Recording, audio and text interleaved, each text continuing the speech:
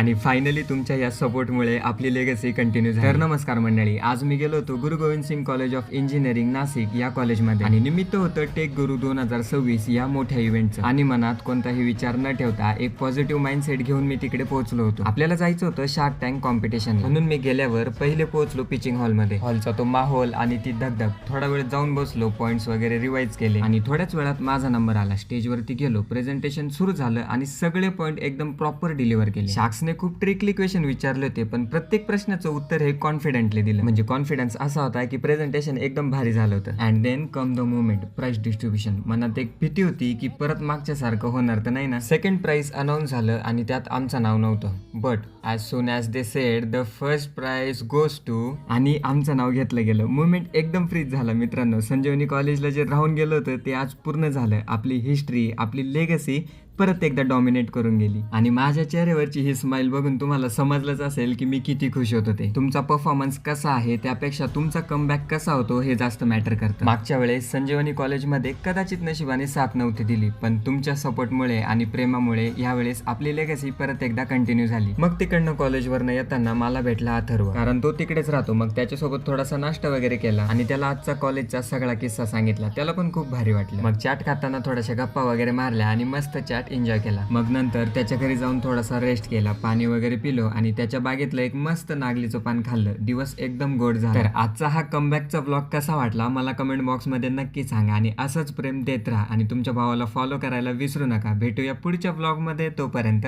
Jai Maharashtra.